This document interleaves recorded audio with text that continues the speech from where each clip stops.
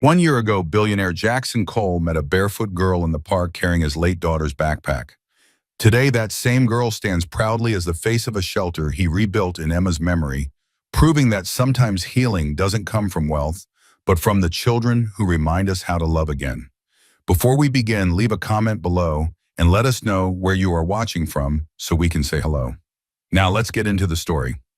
At 45, Jackson Cole was a man whose name echoed in boardrooms across the globe. The founder of Coltech Innovations, he had built his empire from a dingy basement to the 56th floor of a Manhattan skyscraper. With tailored suits, private jets, and silent luxury, he was the epitome of modern success. But beyond the cameras and quarterly reports, Jackson lived in quiet, calculated solitude. He lived alone in a spacious penthouse overlooking Central Park. Every detail of his life was scheduled down to the minute: his morning espresso, his daily trips to the market, his solitary walks. But none of it filled the void that had grown in his chest since his daughter Emma died, and time had not softened the pain. If anything, it had sharpened. It made the world quieter, colder. To outsiders, Jackson was unshakable, focused, untouchable. But behind closed doors, he was a man locked in a cycle of guilt and memory. He replayed old voicemails just to hear her laugh, kept her bedroom untouched, her favorite book still stacked beside the bed. Despite his immense wealth, he hadn't found a way to buy back what he had lost. His heart, once vibrant, now moved only out of obligation. He donated to charities but never visited them. He built hospitals but never stepped inside. Everything he touched turned to gold, except the parts of himself that mattered. Jackson had spent years fixing the world with money. What he hadn't realized was that it would take a child with nothing to help him begin to heal. Every Saturday morning without fail, Jackson Cole left his penthouse just after sunrise. Manhattan hadn't quite stirred yet, in its streets still quiet, shop fronts dark, the city holding its breath before the chaos began. He preferred it this way. In the hush of early morning, he could move through the world unseen, just another man in a coat, coffee in Central Park. Except his walk was never aimless. Always the same path, always the same bench. It was a ritual born from loss, carved into his bones after the day he buried his only daughter. He hadn't missed a single Saturday since. 2 years had passed, but grief didn't care for calendars. It showed up when it wanted, sometimes loud, sometimes quiet, always cruel. Jackson walked with long, purposeful strides, but his mind lagged behind in memories. The click of Emma's boots beside him. The way she used to swing their hands between them like a pendulum. Her questions, her laughter, her wild dreams about becoming a fashion designer, a veterinarian, an astronaut all at once. Back then, the bench they always stopped at had felt like a throne. Now it looked like a grave marker. He never sat on it anymore. He only stood nearby staring. Sometimes he left flowers. Sometimes he brought her drawings. But mostly he brought nothing. Just himself and a heart still shattered in places no one could see. People passed him by without knowing his name, his power, or the staggering wealth he carried like a shadow. None of it mattered on these mornings. In the quiet corners of the park, Jackson wasn't a billionaire. He was just a father aching for the one thing he could never reclaim. And yet on this particular morning, something had shifted. He didn't know it yet, but fate was waiting for him. The early morning fog lingered like a whisper across Central Park, curling around the trees and blanketing the paths in a soft, eerie hush. Jackson Cole stepped off the paved walkway and onto the familiar gravel trail that led toward the bench. Her bench. It sat beneath an old maple tree, its wooden slats worn down by years of sun, rain, and sorrow. From a distance, it was just another piece of the park. To Jackson, it was sacred ground. He paused at the edge of the clearing, staring through the mist. A part of him always hoped he'd see her there, legs swinging, coffee in hand, teasing him for walking too slow. Of course, she never appeared. Emma was gone. But grief was a strange thing. It made you believe in impossible reunions. The air was thick with dew. A breeze moved the branches above, and sunlight filtered through the leaves in fractured beams, spotlighting the empty bench like a stage. Jackson's footsteps slowed as he approached. His fingers clenched around the cup in his hand, lukewarm, now forgotten. He didn't want to get too close, he never did. Standing a few feet away, he stared at the bench like it might speak. And then something caught his eye. At first he thought it was a mirage, his mind playing one of its cruel tricks. But no. There was someone there, a child. Tiny still curled up like a kitten on the far side of the bench. Her face was mostly hidden by the hood of a threadbare coat. But what grabbed Jackson's attention, what stopped his breath mid-inhale, was what hung off her small back. A backpack, faded, frayed, yellow with purple trim. The kind you wouldn't look twice at unless you knew every inch of it by heart. He knew it. He would have known it anywhere. The air thickened. Jackson blinked rapidly, heart suddenly slamming against his ribs. It couldn't be her. He hadn't seen that bag in years. He hadn't even realized it was missing. But as the child shifted and the pack turned slightly, he saw it, the unmistakable detail. A butterfly stitched carefully by hand right near the zipper. His throat closed. That butterfly hadn't come from any factory. It had come from Emma's trembling fingers. She'd sewn it herself after begging him to teach her basic stitches. She'd called it her lucky charm. And she never let that backpack out of her sight, until apparently she had. Jackson staggered back a step, the world tilting. The sounds of the city melted away. All he could hear was the pulse in his ears and the distant rustle of wind through leaves. His breath hitched. He hadn't seen it in over 2 years, not since the last time Emma had come home from her volunteer shift at the community center, beaming with stories about the brave girls with big eyes and bigger hearts. She had clutched that bag like it carried more than snacks and sketchbooks, like it held her spirit. And now it sat on the back of a child who did belong to him, who had no idea she was carrying the ghost of a girl who had once dreamed of saving the world. The little girl shifted on the bench, tugging the bag closer to her side, as if instinctively protecting it. Her legs dangled just above the ground. She looked tired, exhausted, with smudges on her cheeks and knees poking out of holes in faded leggings. Her coat was thin, better suited for autumn than a misty spring morning. Next to her were 2 more girls, both younger, maybe 4 or 5. They were curled together like kittens, huddled for warmth, sharing a crumpled piece of bread. None of them noticed Jackson. Not yet. He stepped forward, just 1 foot slow and deliberate. His heart thudded in his chest. He told himself it couldn't be real. That backpack could have been donated. Maybe someone found it, passed it on.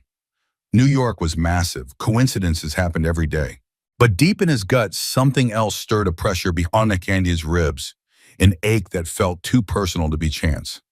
Jackson didn't move at first. He stood frozen near the path, half hidden by the mist, his eyes locked on the worn yellow backpack resting on the little girl's shoulders. The color, once bright and cheery, had dulled with time, and the fabric was stained from weather and wear. But the shape, the size, and the uneven purple trim were unmistakable. He knew that backpack like he knew the curve of his daughter's handwriting. His breath hitched. He hadn't seen it in over 2 years, not since the last time Emma had come home from her volunteer shift at the community center, beaming with stories about the brave girls with big eyes and bigger hearts. She had clutched that bag like it carried more than snacks and sketchbooks, like it held her spirit. And now it sat on the back of a child who didn't belong to him, who had no idea she was carrying the ghost of a girl who had once dreamed of saving the world. The little girl shifted on the bench, tugging the bag closer to her side, as if instinctively protecting it. Her legs dangled just above the ground. She looked tired, exhausted, with smudges on her cheeks and knees poking out of holes in faded leggings. Her coat was thin, better suited for autumn than a misty spring morning. Next to her were 2 more girls, both younger, maybe 4 or 5. They were curled together like kittens, huddled for warmth, sharing a crumpled piece of bread. None of them noticed Jackson. Not yet. He stepped forward, just 1 foot slow and deliberate. His heart thudded in his chest. He told himself it couldn't be real. That backpack could have been donated. Maybe someone found it, passed it on. New York was massive. Coincidences happened every day. But deep in his gut, something else stirred, a pressure behind his ribs, an ache that felt too personal to be chance. Jackson took another step forward, the gravel beneath his shoes crunching softly, breaking the heavy stillness. His eyes remained fixed on the yellow backpack, as if it held answers to every question that had haunted him for the last 2 years. He didn't blink. He didn't breathe. He couldn't. The little girl's gaze followed his movement. There was no fear in her expression, just quiet curiosity, the kind that children wear when they've seen too much to be startled by anything anymore. Her fingers were still touching the butterfly patch, as though she sensed how much it mattered, even without knowing why.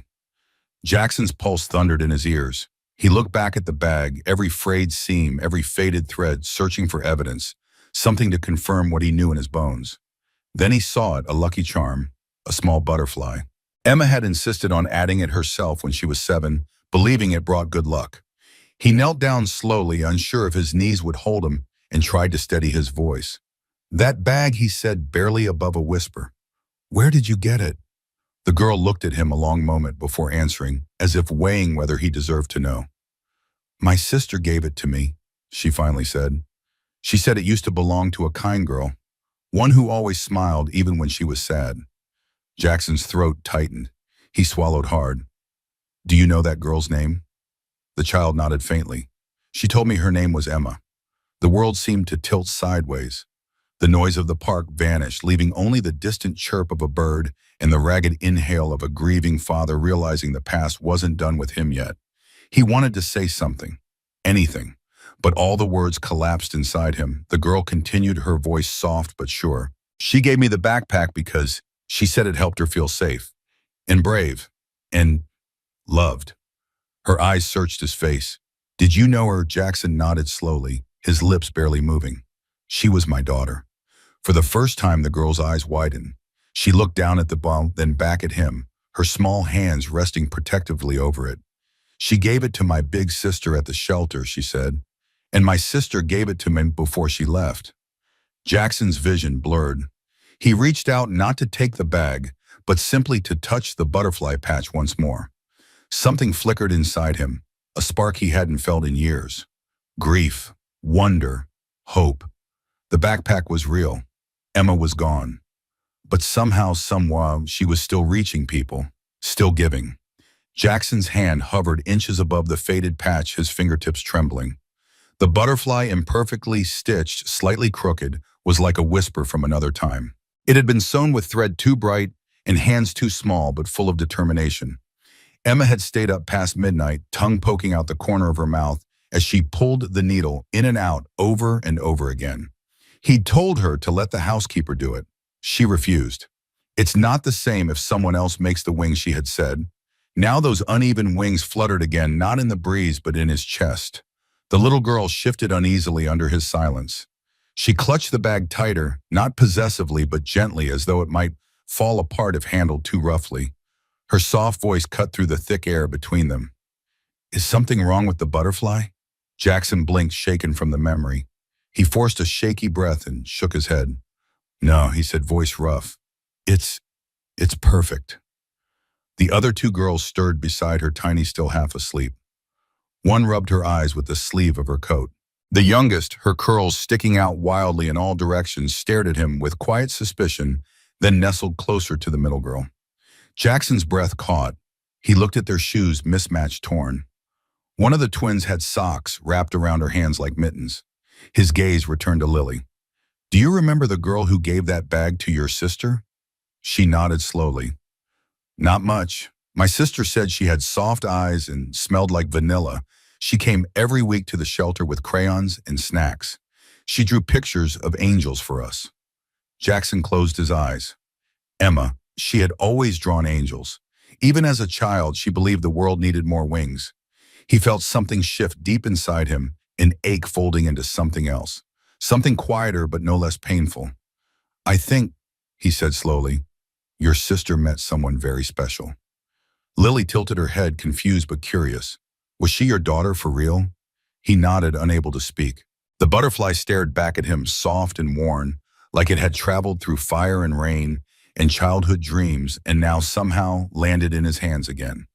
Not just a patch, not just a memory, it was a message, a reminder, a second chance. The weight of the moment settled heavily on Jackson's chest as he took in the girl standing before him, this small, serious child with tangled blonde hair and a backbone forged far too early. She was still watching him, not with fear or desperation, but with something older than her years' wariness. The kind that only grows in children who've learned the world doesn't hand out kindness for free. He straightened slowly, not wanting to scare her off. "What's your name?" he asked. She hesitated for a moment, eyes darting between him and the two girls still nestled on the bench. Then she answered quietly but clearly, "Lily." Lily, he repeated as if testing it on his tongue. It suited her soft yet strong. How old are you, Lily? Jackson asked. I'm 8, Lily replied firmly.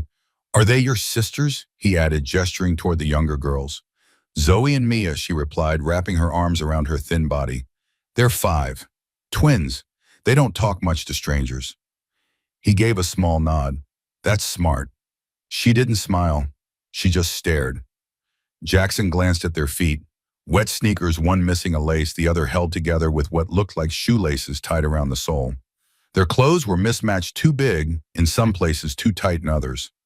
One of the girls had a stuffed animal clutched to her chest, its ear hanging by a thread. It looked like they hadn't had a proper meal or proper care in weeks. And yet they weren't begging. They hadn't asked for money or food. They weren't even huddling around him for warmth. They were just existing, quietly, resiliently. As if this all of it, hunger, cold, cracked sidewalks was simply the way the world worked. A gust of wind stirred the branches overhead, sending a shower of leaves across the bench. One fluttered into Zoe's lap. She picked it up and handed it to Mia like it was treasure. The small gesture broke something in Jackson. He knelt again, slower this time, careful. Lily, he said softly, do you have anywhere to go? Anyone waiting for you? She shook her head. Mama's sick. She went to the hospital a long time ago. We don't know where they took her. Where is your dad? Her face hardened. He left before the twins were born. Jackson swallowed hard. His throat burned. He'd seen spreadsheets of homelessness reports, statistics and charts. But none of those numbers had eyes like Lily's. None of them wore his daughter's backpack. And somehow, through a twist of fate or something bigger than he understood, he had found her. Found them. In that moment, one thing became achingly clear. They didn't need his money. They needed someone to stay. Jackson stood quietly as Lily adjusted the backpack on her small shoulders. The way she cradled it, tender, protective, made his chest tighten. That same backpack had once swung freely behind Emma as she skipped through museum halls and charity events, always tugging him toward whatever display caught her wide-eyed attention. Now it was a lifeline for another child. One who had never known safety in the same way. But standing here face to face with Lily, Jackson felt something stir that he hadn't allowed in years. Guilt, not the sharp guilt that followed him after Emma's death, the one that whispered, you should have seen the signs, should have done more, but a quieter, deeper kind. The guilt of being blind to the world his daughter had seen so clearly. She had told him about the shelter, had pleaded with him to come just once to meet the kids she painted with, to see what life was like outside the steel and glass walls of his empire. He hadn't gone. Too many meetings, too many obligations, too many excuses. And now the girl who stood before him, wearing his daughter's memory on her back, was evidence of everything he had missed, everything he had dismissed. I didn't know, he murmured more to himself than to her. His eyes were locked on the butterfly patch again, the frayed edges, the uneven stitching. I didn't know she gave this away. Lily's voice pulled him back. She didn't have much, but my sister said she gave what she could. Jackson met her gaze. Your sister, what was her name? Her name is Hannah, Lily replied. She's older, maybe 10 or 12. She said, Emma told her that even when you feel forgotten, there's always someone who sees you. His breath caught. That sounded exactly like Emma. Too wise, too soft-hearted. It had terrified him sometimes how open she was to pain. Lily continued, Hannah carried the backpack everywhere after Emma died. Then one day she hugged me real tight and said, it's your turn now. She left the next morning. I haven't seen her since. Jackson's chest ached. This was more than coincidence. It was a thread Emma had left behind, a legacy stitched into fabric and passed from one wounded girl to another. He looked at Lily again, truly looked at her. She wasn't just another child lost to the city's blind spots. She was connected to his daughter in a way he couldn't have imagined. And maybe, just maybe, this moment was Emma's way of reaching back through time, offering him a chance to step into the space she once stood in. He had never imagined children living like this, alone, unseen, sleeping on benches in the cold. It wasn't that he didn't know poverty existed. He donated to causes, attended galas, signed million-dollar checks for foundations. But none of that prepared him for the raw reality of 3 small girls wrapped in one another for warmth on a spring morning wearing his daughter's legacy on their backs like armor. For a moment, time folded in on itself. Emma at age 8, dancing barefoot across the hardwood floor. Emma with skinned knees and butterfly band-aids. Emma asking, "Why don't we give away what we don't need, Daddy? Someone else might really need it." He had smiled, proud of her kindness, but distracted by a phone call. Now that voice returned clearest through Lily. He sat down on the edge of the bench, keeping a respectful distance. "Lily," he said gently, "do you ever go to the shelter now?" She shook her head. "It closed last year. Not enough money," they said. "After that, we just figured things out on our own." Her tone was matter-of-fact, but behind her words was fatigue no child should ever carry. Jackson leaned forward slightly, his elbows on his knees, hands clasped together. "Have you ever asked anyone for help?" She hesitated, then shrugged. "Sometimes, but people don't really see us, or they get scared. One lady gave us a sandwich once, but mostly, we stay quiet. It's easier that way." He nodded slowly. "But not right," he said. "It's not supposed to be this way." Her eyes met his again. Those weak, her acceptance crushed him. A billionaire surrounded by comfort and luxury every day, now sitting next to a child who had accepted hunger and fear as facts of life. Jackson felt something inside him fracture, not break, but shift like a door swinging open on rusted hinges. "Do you trust me, Lily?" he asked suddenly. She didn't answer right away. She looked at him long and hard, her little brow furrowed as if measuring more than his words, his soul maybe. Then slowly she nodded. And just like that, something unspoken passed between them. Two hearts forever changed by the same girl.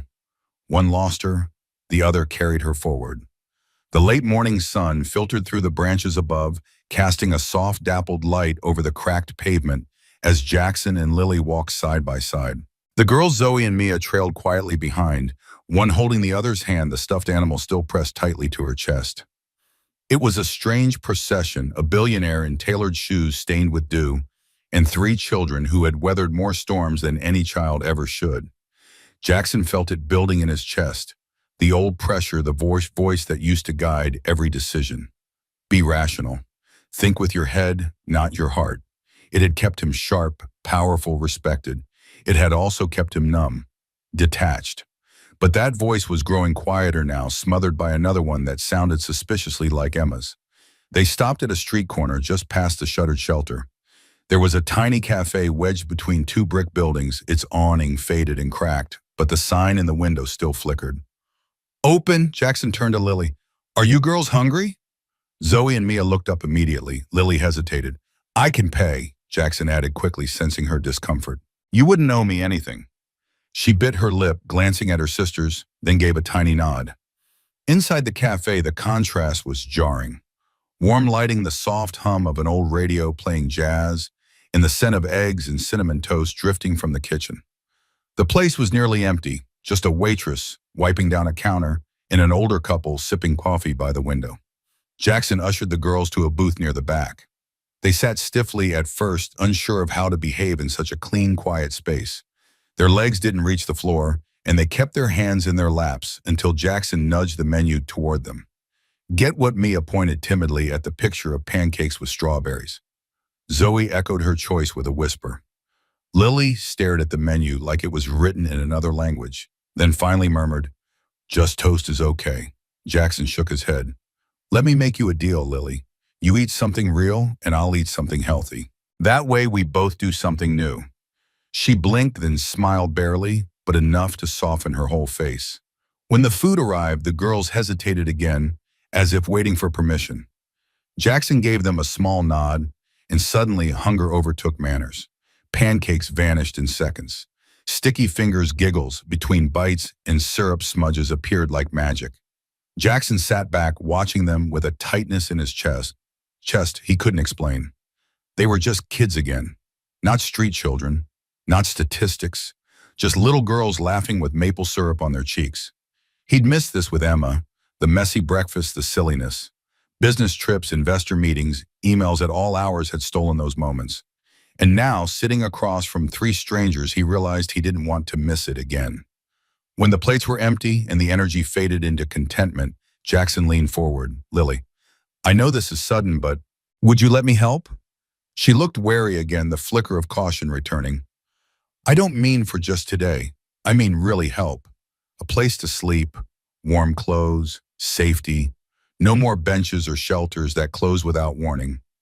Lily studied him for a long time. Why, she asked, not accusing, just confused. Why us? Jackson paused, choosing his words carefully. Because someone I loved gave you something that meant the world to her, and because I think she'd want me to keep giving too. Lily's fingers fidgeted with the edge of the table. What if it doesn't last? What if you change your mind? The question hit hard. He couldn't blame her. The world had probably promised her a lot of things and delivered on none of them. I can't promise everything will be perfect, he said honestly, but I can promise I won't walk away. She didn't respond immediately, but something shifted in her expression. A tiny crack in the wall she had built to survive. Jackson reached into his coat pocket and pulled out a card. This is my number. The phone goes directly to me. No assistants, no screens, just me. If you ever need something, anything, you call. Lily accepted it slowly, as if it might vanish in her hand.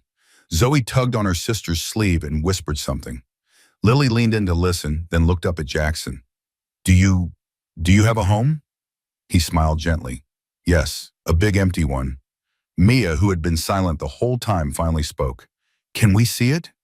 The question came like a wave, simple but filled with hope. He nodded. You can. That afternoon, Jackson called a driver and arranged for car seats, something he'd never imagined himself needing. As the girls piled into the black SUV, their wide eyes taking in the plush seats and tiny television screens, Jackson sat beside them with an unexpected feeling blooming in his chest. He didn't know what came next, not exactly.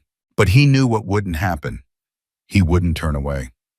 Back at his penthouse, the doorman blinked in confusion as Jackson entered with 3 small girls at his side. Zoe clutched his hand. Mia stared at the chandelier like it belonged in a fairy tale. Lily walked a few steps behind, scanning every detail like a hawk, protective, cautious, brave. The elevator ride was quiet, the soft hum and flicker of numbers the only sound. When they stepped into the living room, the girls froze. Floor-to-ceiling windows opened up to a skyline that stretched for miles. A fireplace flickered quietly. The room smelled of cedar wood and linen. This is your house, Zoe whispered. For now, Jackson said. Maybe if you'd like, it can be yours too. The 3 girls exchanged a glance. It wasn't excitement that filled their eyes, it was disbelief, as if waiting for the moment someone would say it was all a mistake. Jackson knelt to their level. I know this doesn't feel real. I know people have promised you things and broken them, but I won't. I want to give you what Emma gave you, a safe place to be who you are. Zoe suddenly wrapped her arms around his neck. Mia followed clumsily. Jackson froze, then slowly returned the embrace, overwhelmed. Lily stood apart for a moment longer. Then with a breath, she joined them too. It wasn't a contract. It wasn't paperwork. It was the beginning of something bigger than all of them. A promise formed not with ink and signature, but with trust, silence, and a butterfly patch sewn long ago. And this time he would keep it. The afternoon sun streamed through the towering windows of Jackson's penthouse, spilling golden light across the marble floors and minimalist furniture. Everything inside his home was pristine, quiet, and curated to perfection, just as it had always been. But now, for the first time in years, it felt alive. He stood silently in the foyer, watching as the 3 girls wandered slowly into the vast living room. They moved cautiously, their footsteps light, as if afraid the polished surfaces might crack beneath them. Mia's eyes were wide with wonder as she reached out to touch the velvet armrest of the couch. Zoe clung to her sister Lily, the 2 of them barely whispering to each other in awe. Jackson didn't say anything. He didn't want to interrupt their discovery, didn't want to insert himself into a moment that felt so pure. Instead, he let his eyes drift to the small yellow backpack that Lily still carried on her shoulder. It looked even smaller in the grandeur of the penthouse, like a fragile memory nestled in a world of luxury. Yet that bag had done something money never could. It had kept these girls moving forward. His gaze shifted to the mantel. He hadn't touched it in years. There, between framed newspaper articles and corporate awards, sat a single photograph of Emma, laughing, mid-spin hair, wild and eyes bright. She was wearing that backpack, the butterfly patch visible even in the blur. It was a photo he'd taken during their last father-daughter hike, before the illness took everything. Without a word, Jackson walked over and picked up the photo. His fingers trembled slightly. For so long, he had avoided it, glancing at it from afar, but never daring to hold it. Now, standing in a room filled with quiet breath and cautious hope, he found the courage to lift it again. Lily's voice broke the silence. "Is that her?"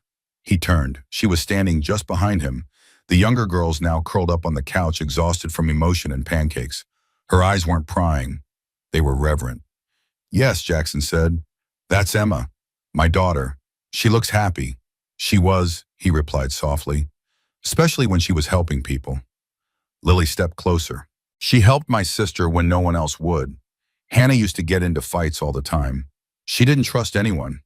But then Emma started drawing with her and Hannah. She changed." Jackson swallowed hard. "Emma used to draw angels. Said everyone needed one." Lily smiled faintly. "My sister said Emma told her she was already one, just didn't know it yet." That broke him, not in a loud, shattering way, but in the quiet collapse of a wall that had stood too long. He lowered the photo and blinked back the heat behind his eyes. "Do you draw?" he asked, trying to steady his voice. "A little," Lily admitted. "Mostly flowers and suns, sometimes people." Jackson glanced toward the hallway. "Would you like to see Emma's room?" Lily looked surprised. "You still have it?" He nodded. "I couldn't bring myself to change it." He led her down the hallway, passing the study, the guest suites, and the music room. Emma used to dance in when she thought no one was watching. At the very end was a white door with a purple star sticker still half clinging to the wood. He paused, then opened it. The room was bathed in soft lavender light from the curtains Emma had picked out herself. A bookshelf lined with favorite novels stood near the bed, still arranged by color. Her stuffed animals sat neatly along the headboard, some slightly faded with time. Sketchbooks were stacked on her desk, untouched, frozen in a moment that had waited 2 years for someone to return. Lily stepped inside and immediately removed her shoes. She walked slowly, reverently, as if stepping into a sacred place. She approached the desk and ran her fingers over the spine of one of the sketchbooks. "Can I?" "Of course," Jackson said. She opened the top one. Inside were pages of drawings, children, butterflies, angel wings, hands reaching toward the sky. In the margins, Emma had scribbled little notes. Her smile could light up the darkest shelter. He didn't say a word, but drew the best tree I've ever seen. I hope they feel seen. Lily stared at one page in particular, a girl with short hair and a crooked smile wearing a backpack with a butterfly on it. Above it, Emma had written, "Strong doesn't mean loud." "That's Hannah," Lily whispered. Jackson moved closer and looked. The resemblance was uncanny. He hadn't known Emma had drawn her, but of course she had. She had captured everyone who mattered to her, given them space on her pages when the world gave them none. "She saw people," Jackson said quietly. Lily nodded, and they saw her.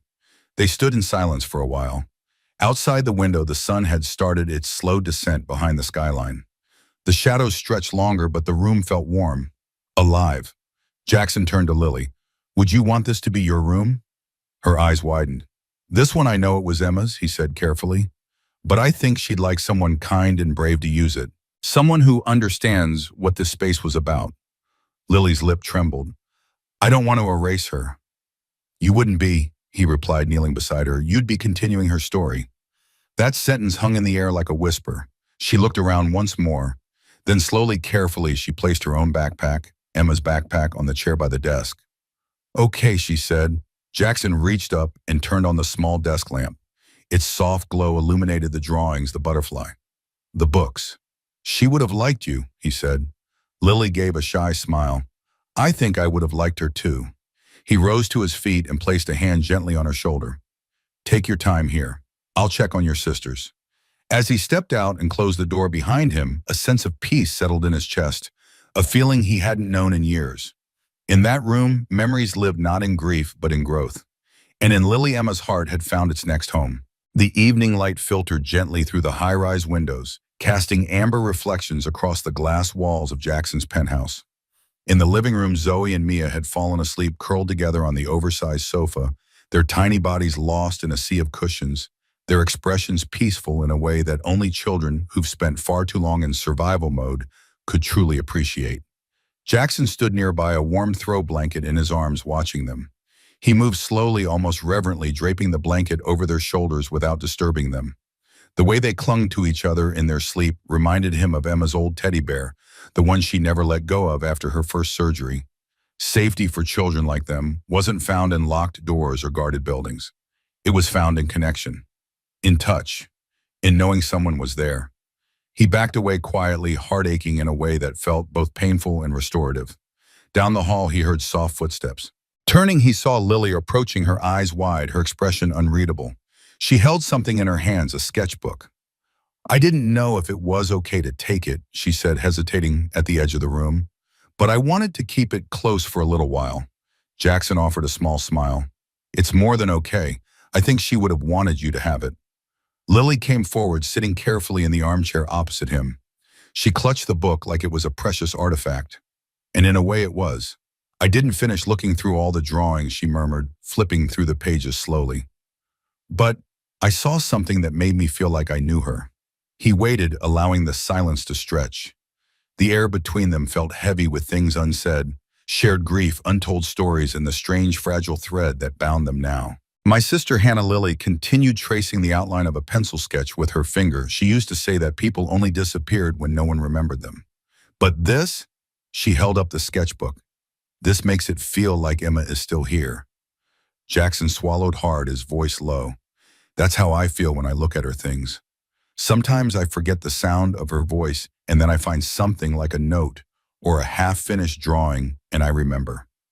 "She saw people the way I want to see them," Lily said, "like they were more than the worst things that ever happened to them." Jackson sat down across from her, his elbows resting on his knees.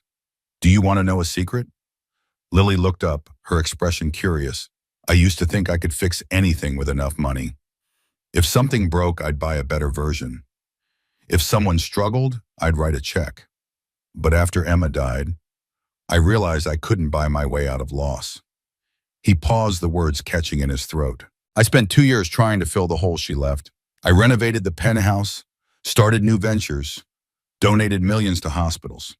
But none of it mattered. Nothing fit. Until now." Lily tilted her head slightly. "Why now?" "Because this morning I woke up thinking I would visit her bench like always and then go back to my cold, quiet world. And instead, I found 3 girls who reminded me that love doesn't disappear. It just changes hands." Lily was quiet, letting the truth settle around them. "I think," she said after a long silence, "maybe Emma gave me the backpack because she knew someone would come find it. Someone who would see it and remember her. Someone who needed to remember." Tears burned in Jackson's eyes. "Maybe she gave it to you because she trusted you to carry what came next." A long pause. Then Lily looked up, her voice shaking slightly. "Do you think she was scared?" Before she died, Jackson's breath caught. He had asked himself that question 1,000 times. It haunted him. But now as he looked at Lily, he realized he owed her more than a sugar-coated lie. "I think she was scared sometimes," he said carefully. "But she never let fear stop her from loving people, from giving what she could, even when she was in pain." Lily closed the sketchbook and hugged it tightly to her chest. "I don't want to be scared anymore." "You don't have to be," Jackson said. "You're not alone now." Her eyes filled, but she blinked the tears back. "I used to dream about a place where the light stayed on, where no one yelled and no one left, where we could sleep without keeping one eye open." He smiled gently. "You just described my home before it went quiet. Maybe now it can be both of ours." She blinked at him. "Ours?" He nodded. "Yours, Zoe's, Mia's, if you'll have it. Not just a place to sleep. A real home. One where people stay." Lily didn't answer right away. Instead, she stood up slowly, walked to the window, and looked out over the glowing skyline of New York City. Her reflection stared back at her, this small, brave girl standing in a palace of glass and steel with a sketchbook pressed to her heart. She turned back. "If we stay, can I keep drawing in her book?" Jackson rose and walked to her side. "You can fill every page." A tear slipped down Lily's cheek, but she didn't wipe it away. Outside, the city pulsed with life. But inside that quiet room, something more profound was happening, something even wealth couldn't measure. 2 stories were merging. 2 losses, 2 hopes, 2 hearts woven together by the girl who once stitched a butterfly with trembling hands. And now, at last, the missing piece had found its place. Warm morning sunlight flooded the pale hardwood floors of Jackson Cole's penthouse, bathing the space in a warm yellow that made the towering cityscape outside seem almost gentle. Morning light had never meant anything to him.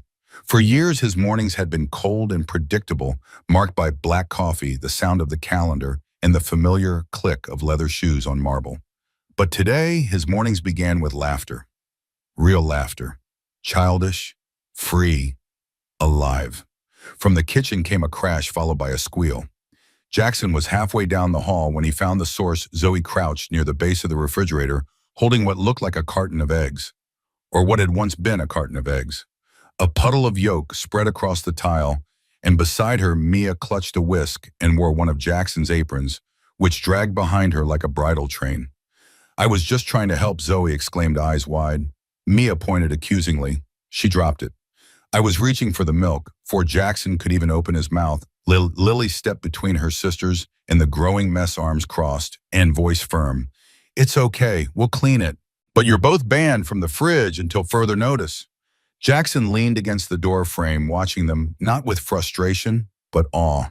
His pristine kitchen, once used for nothing more than coffee and the occasional late-night sandwich, had become a war zone of flour-sticky spoons and small feet. And for the first time, he didn't want to change a thing. "You're awake early," Lily said, noticing him. She had her hair pulled back in a messy braid, and one of Emma's old sweaters hung from her shoulders like it belonged there. "I heard a small earthquake," he teased. "Thought I should investigate." Mia grinned and held up the whisk like a trophy. "We're making pancakes," Zoe added. "Like the ones at the cafe." Jackson raised an eyebrow. "Ah, gourmet cuisine." "We found the cookbook," Lily explained, pulling it from the counter. It was one of Emma's, a handwritten food-splattered journal filled with recipes and doodles of smiling toast. "We thought maybe you'd want to eat with us." The invitation was casual, but something about it hit him deeply. "I'd love that," he said, moving to grab paper towels and crouch beside the egg spill. "First, let's fix the damage." As they cleaned, Jackson found himself smiling at the rhythm of it all. The girls bickering about whose turn it was to stir Lily, carefully measuring ingredients while glancing over her sister's shoulders, Zoe humming some silly tune as she wiped the counter with excessive amounts of soap. By the time the pancakes were sizzling on the stove, the kitchen looked like a flour bomb had exploded. But the scent, sweet and buttery, was worth every bit of the mess. They set the table together, mismatched plates and cups, juice boxes beside polished silverware. Mia insisted they all sit at the long dining table, the one Jackson rarely used. "Big table for big family," she said with authority. And somehow that made perfect sense. As they sat, Jackson looked around at the three girls, now fully immersed in their breakfast, giggling over uneven pancake shapes. One looked like a boot, another like a heart. He'd hosted CEOs in this room, fed royalty, made deals worth billions over glasses of aged wine. But no meal had ever filled the room like this one. Halfway through, Zoe set down her fork and asked, "Do you have meetings today?" Jackson paused. "Not anymore." "Like ever," she blinked. He chuckled. "I have people who handle things now. I wanted to be here. With you." Lily looked up, her expression a mix of surprise and something warmer, something hopeful. "You changed everything. For us." Jackson's smile faded into something more solemn. "No, Lily, you changed everything for me." There was a beat of silence, one heavy with understanding. Then Mia, in classic fashion, shattered it with a loud hiccup, followed by her own delighted laughter. Later, the girls begged for music. Jackson, amused and still in his robe, handed over his phone.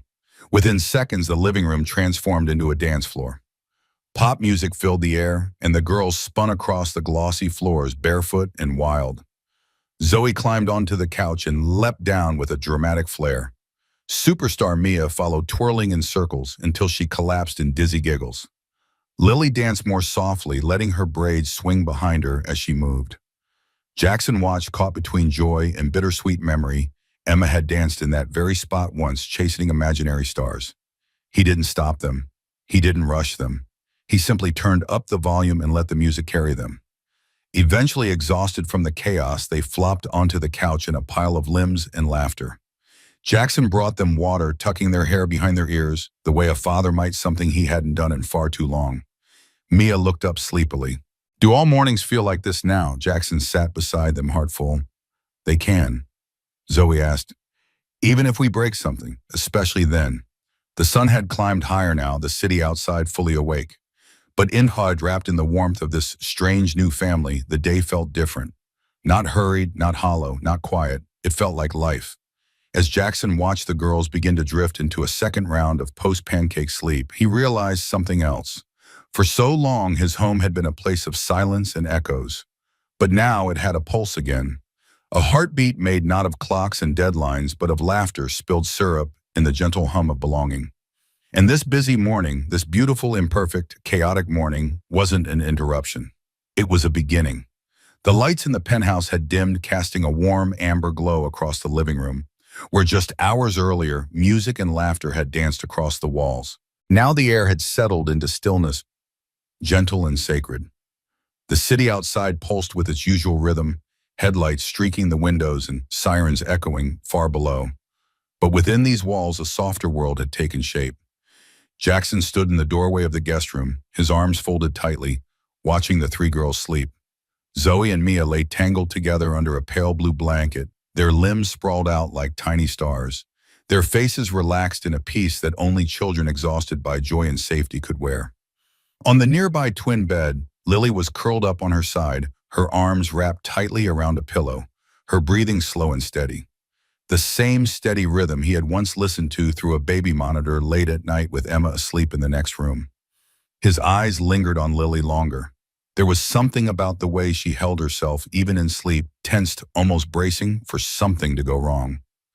She hadn't fully relaxed, not yet, not completely, but she was close. So close. In the quiet, Jackson felt something tug at him.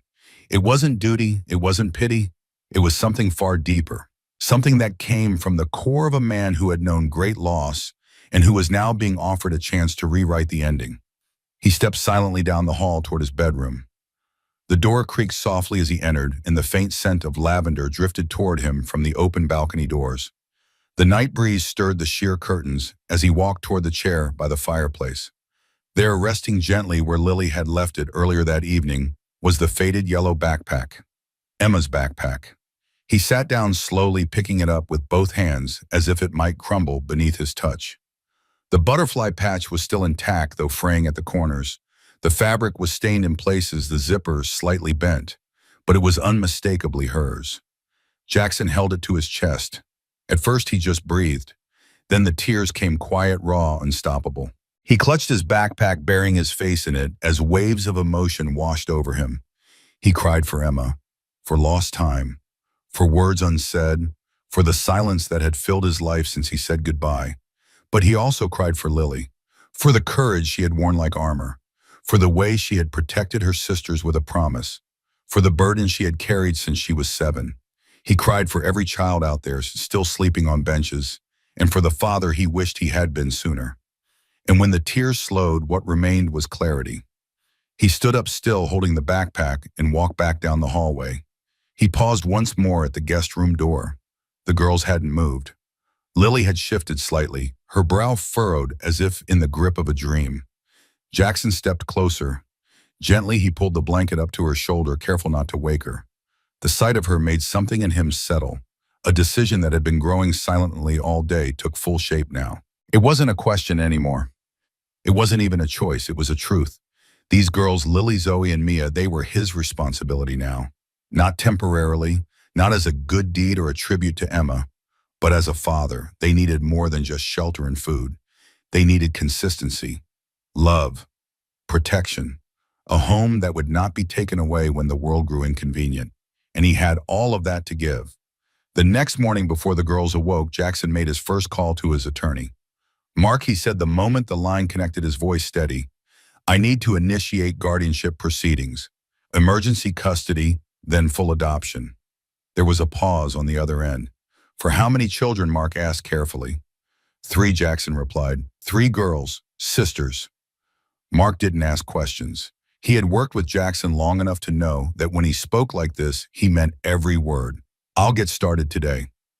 Jackson hung up and walked to the window. The sun was beginning to rise again, painting the sky in streaks of pink and gold. It reminded him of a watercolor Emma had once painted and taped to the fridge, a picture of 3 girls holding hands under a golden sketch. At the time, he hadn't thought much of it. Now he realized maybe she'd seen something even then. Maybe she'd known that one day her heart would live on, not in memories but in people. In Lily's quiet strength, in Zoe's open heart, in Mia's untamed joy. He returned to the guest room one last time that morning. Kneeling beside Lily's bed, he whispered so softly it barely broke the air, "You're safe now, I promise." And this time it wasn't a vow made from grief or guilt. It was a father's promise, and he intended to keep it for the rest of his life. The day Jackson walked into the family court building, the morning air was heavy with anticipation. He had faced investors with billions on the line, navigated global mergers with steely composure, and delivered keynote speeches to thousands. But this was different. The stakes weren't measured in numbers or headlines. This was about three little girls asleep in his penthouse that morning, unaware their entire future was about to shift forever. His black sedan pulled up in front of the courthouse, its sleek reflection glinting against the marble steps. Jackson stepped out, dressed not in his usual Navy power suit, but in a softer gray one, Emma used to say, made him look more like a dad and less like a CEO. It felt right. His lawyer, Mark Langford, was already waiting inside, files in hand, eyes scanning the corridor until they landed on him. "You ready?" Mark asked, his voice low but sure. Jackson nodded. "Let's do this." They walked through the security line, past rows of benches lined with parents, social workers, and children clutching stuffed animals. It was not the kind of place Jackson had ever imagined himself in. Yet today it felt like exactly where he needed to be. They entered the hearing room and were greeted by a female judge in her 60s, Judge Amelia Drayton. Her presence was firm, maternal, and surprisingly kind. Her gray hair was pulled into a bun, and her glasses sat low on her nose as she skimmed through the preliminary paperwork Mark had submitted earlier that morning. "You're Mr. Jackson Cole," she said, lifting her gaze. "I see you're seeking emergency guardianship of 3 minors." "Yes, Your Honor," Jackson replied, his voice calm but filled with something raw. "Lily, age 8, Zoe and Mia, age 5. Sisters. Are you biologically related to any of the children?" she asked, jotting a note on the form. "No, ma'am. Have you known them for long?" Jackson hesitated only for a breath. "Not long in time, but long enough to know I would do anything to keep them safe." The judge looked up again, eyes narrowing not in suspicion but curiosity. "You're one of the wealthiest men in this state, Mr. Cole. Forgive me for asking, but why 3 homeless girls?" Jackson stepped forward slightly. "Because they're not just 3 homeless girls. They're children who were failed by every system around them. And my daughter Emma, she spent the last months of her life giving them what little she had. A backpack, kindness, attention. That kindness saved them." He swallowed hard. "Now it's my turn." The judge studied him for a long moment before nodding. "Do they have any living relatives?" "Not that we've located," Mark interjected. "Their mother has been hospitalized for some time with a severe illness. There is no father listed on record and no extended family has stepped forward." Jackson's jaw tightened slightly. He remembered Lily saying that herself. "They wouldn't let us stay with her. So we ran." "And you're prepared," Judge Drayton continued, "to take full responsibility for them. Not just materially, but emotionally, legally, as a parent, not a guardian." Jackson's voice didn't waver. "Yes, Your Honor, with everything I have." The courtroom was quiet except for the ticking of the clock on the back wall. Then Judge Drayton finally smiled softly, almost imperceptibly, and reached for her gavel. "Pending background and home valuation, which I suspect will go smoothly given your resources, I'm granting you temporary guardianship of Lily, Zoe, and Mia, effective immediately. Full adoption proceedings will be considered once the required assessments are complete." The gavel struck the wood. The sound rang in Jackson's ears like a bell, like the closing of one chapter and the opening of something entirely new. He exhaled, not realizing he had been holding his breath. Mark clapped him on the back as they exited the hearing room. "You did good." "No," Jackson said, a small smile tugging at the corner of his lips. "They did." Outside, the air felt lighter, brighter, as if the sun had finally caught up with him. He didn't return to his office or to any waiting boardroom. Instead, he returned home, to the only place that mattered now. When he entered the penthouse, he heard the sound of tiny feet sprinting down the hallway. Jackson, Zoe shouted, launching herself into his arms, almost knocking his briefcase to the ground. Hey, what's all this energy?" He laughed, catching her midair. We made toast, Mia declared proudly, her face covered in jelly. Lily came into view a second later, more reserved as always, though her eyes sparkled with a silent question. Did you do it? He nodded once, a subtle gesture that only she caught. Her face didn't light up right away. She had learned not to celebrate too soon, but her shoulders relaxed, and that was enough. Later that evening, they sat on the floor together in the living room. The girls had turned the space into a fortress of pillows and blankets, their giggles echoing off the marble walls. Jackson sat among them, tie loosened shoes off arms, wrapped around the three girls he hadn't known a week ago, but now couldn't imagine living without. He told them the news gently. What's guardianship? Zoe asked, mouthful of marshmallow. It means I get to take care of you, he replied. Legally, officially, forever. Mia added, voice muffled under a blanket. He glanced at Lily before answering. Yes, he said softly, forever. Lily looked down at the butterfly patch on her sister's backpack, the one now resting beside her like an old friend. Emma had given them something they couldn't name, but Jackson had finally put a word to it. Family. That night, as the girls drifted off to sleep, Jackson stood by the window, arms crossed over his chest. The city stretched far beyond, still buzzing, still burning with movement and ambition. But for the first time, he didn't feel like chasing it. He already had everything he needed. He didn't just gain guardianship that day. He gained a future. One filled with giggles, broken crayons, surprise pancake disasters, and bedtime stories. And more than anything, one filled with love.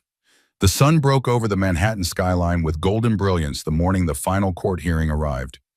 Inside the penthouse, it wasn't the alarm clock or the buzz of work emails that woke Jackson Cole. It was the soft hum of tiny voices whispering in the hallway, followed by a knock on his bedroom door. Are you up? Lily's voice floated through. Jackson swung his feet out of bed and opened the door to find Lily standing in her best dress, the same one she wore the day they visited the shelter ruins. Zoe and Mia were behind her, each holding a tiny bouquet of tissue paper flowers they'd made the night before with the nanny's help. The moment was too precious for words. You're up early, he smiled. It's adoption day, Lily said simply. Jackson nodded, a lump rising in his throat. Yes, it is. Hours later, they stood in the same courtroom, where weeks earlier he had been granted temporary guardianship. This time, the room felt warmer, more familiar. Judge Amelia Drayton presided again, her robe flowing and her demeanor gentle as she looked at the papers in front of her. Zoe sat between Jackson and Lily, swinging her feet and trying her best to stay still. Mia had a firm grip on Jackson's hand, her hair pinned back with a sparkly clip. And Lily, though quiet, sat upright, calm, composed, invisibly holding her sister steady through the moment. Judge Drayton looked up. Mr. Cole, I've reviewed all documentation and psychological evaluations. Your home study was exemplary. The children are thriving in your care, and the social workers report emotional improvement across all three girls. Jackson nodded, heart thudding. She turned to the girls. Now, I know this is a big decision, but before we finalize the adoption, I'd like to ask each of you something. Zoe raised her hand immediately. Can I go first? Judge Drayton chuckled. Please. Can we still call him Jackson, even if he's our dad? She asked, eyes wide. The courtroom chuckled softly. You can call him whatever you like, the judge replied kindly. Mia added, I want to call him Daddy, but only if Lily says it's okay. Everyone turned to Lily. She blinked and looked at Jackson. I think it's okay, she said quietly. He's earned it. Jackson's chest tightened with emotion. Judge Drayton turned to him. Mr. Cole, you've taken in these children under tragic circumstances. What they've endured would crush many adults. But from what they've found not only shelter with you, but safety, affection, and consistency. Are you ready to become their legal father? I've been ready, Jackson said. I just didn't know it until they came into my life. The judge smiled, lifted her gavel, and struck it down gently. Then I hereby declare Lily, Zoe, and Mia as the legally adopted daughters of Jackson Elias Cole. Gasps, applause, even a few tears from court staff followed. Jackson turned to the girls. You're officially mine. Forever. Zoe squealed and threw her arms around him. Mia tackled his leg, but Lily stood still for a moment, her eyes filling with tears, not from sadness, but from something deeper, relief. She stepped forward and hugged him around the waist, burying her face against his suit. Thank you for not giving up on us, she whispered. He kissed the top of her head. Thank you for letting me in. Outside the courthouse, the spring air was fresh, fragrant with city blossoms and the scent of new beginnings. A sleek black SUV waited at the curb, but Jackson didn't rush. Instead, he walked with the girls, one on each hand and Lily by his side. Back at the penthouse, the celebration continued. Emma's old room had been carefully transformed, not into something new, but into something shared. Her favorite books were still on the shelves, but now Zoe had tucked in her stuffed giraffe. Mia had lined up her crayons in a neat row on the desk, and Lily had added the butterfly backpack, framed now with a tiny gold plaque beneath it, Emma's wings, the gift that brought us home. In the living room, staff brought out a cake Lily had secretly helped design, chocolate with pink frosting, topped with 4 tiny figures holding hands. You even included yourself, Jackson said with surprise when he saw the extra figure. Lily shrugged shyly. You're part of our story too now. That night, as the city lights flickered across the skyline and the girls nestled into their shared bedtime routine, one reading, one drawing, one already snoring, Jackson sat alone on the terrace, a mug of tea in hand, heart full. For years, he had believed success lived in the world of stock tickers and global strategy. But now he understood that success could also look like syrup, sticky hands at breakfast, mismatched socks in the laundry, and tiny footsteps running down the hall yelling his name, or Daddy. He stood and walked quietly to the girls' room. All 3 were fast asleep, their breathing soft, peaceful. Jackson knelt by their beds one by one, tucking the blankets gently around their shoulders. He paused at Lily's bed last. She stirred, eyes blinking open. You're still up. Just wanted to check on you. Everything okay? He smiled. Perfect. Good, she whispered. 'Cause this feels like forever. And for once, the word forever didn't scare him. It felt like home. The wind carried the faint scent of spring rain as a crowd gathered on the steps of the newly restored red brick building on 3rd Street. The once shuttered doors were now wide open, their fresh white paint gleaming under the sunlight. Above them, a brand new sign had been hung. Emma's Haven, Puin, a place to be seen. A year had passed since Jackson Cole first found Lily, 8 years old, barefoot and fiercely protective of her sisters in that fog-covered park.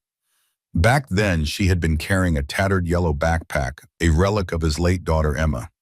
Now, as he stood behind the podium on the shelter's reopening day, he watched Lily from a distance and felt something far bigger than pride. He felt purpose. She stood in front of the crowd not as a fragile child, but as the official youth ambassador of the shelter, dressed in a simple lavender dress that Emma would have loved, her posture strong, her words rehearsed in the mirror for weeks. This place isn't just a building, Lily began speaking into the microphone with a voice steady beyond her years. It's a promise. It's what Emma believed in when no one else saw us. It's where my sister learned to trust people. It's where I first saw hope. Jackson blinked rapidly, his heart swelling. Behind him stood Zoe and Mia, holding hands in matching butterfly barrettes. The 2 girls had blossomed over the past year, learning, healing, laughing. They were no longer just surviving. They were thriving. The building behind them had once been a symbol of loss, a place abandoned, forgotten. Jackson remembered his first visit, the boarded-up windows, the rusted locks. But Emma had walked through those halls, once crayon box in hand, offering joy to children the world had pushed aside. Now, thanks to Jackson's investment, and more importantly, his heart, Emma's work would continue. Lily's voice carried through the crowd. When we lived on the streets, we didn't have bedtime stories.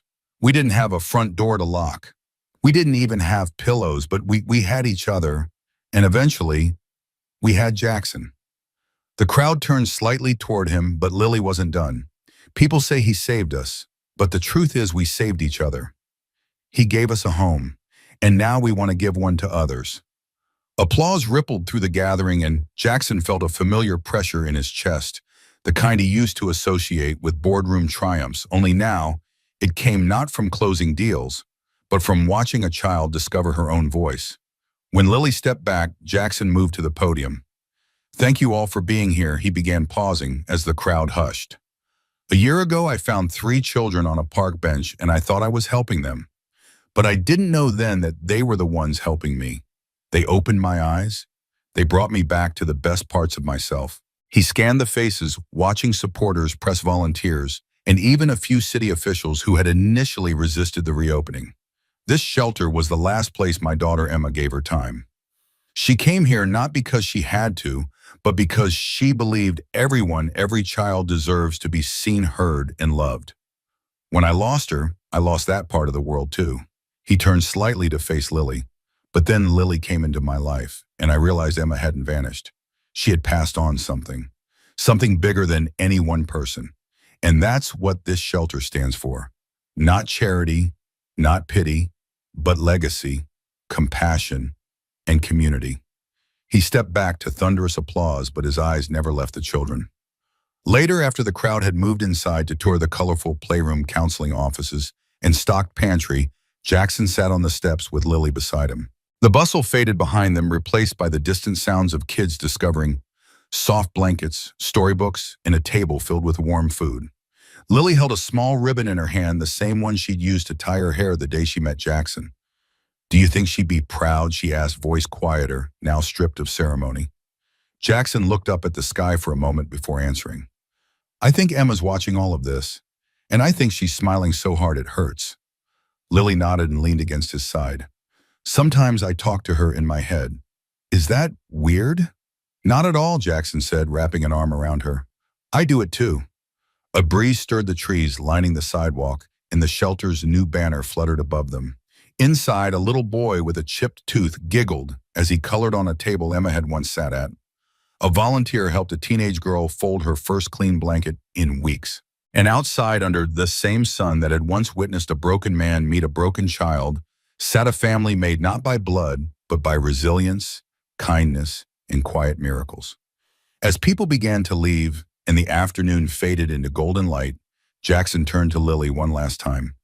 "I know it's been a big year," he said softly. "Are you happy?" Lily didn't answer right away. She just looked at the shelter, at the children running through its doors, and then at the butterfly pins she now wore proudly on her dress. "I'm not just happy," she said. "I'm home." And Jackson, for the first time in a long, long while, felt it too. We'd love to hear what you think. Drop a comment below and rate this story from 10 to 100. Tell us where you are watching from too. Make sure to hit that subscribe button and turn on the notification bell so you never miss a story. And if this touched your heart, check out more uplifting videos by clicking on the end screen. Now,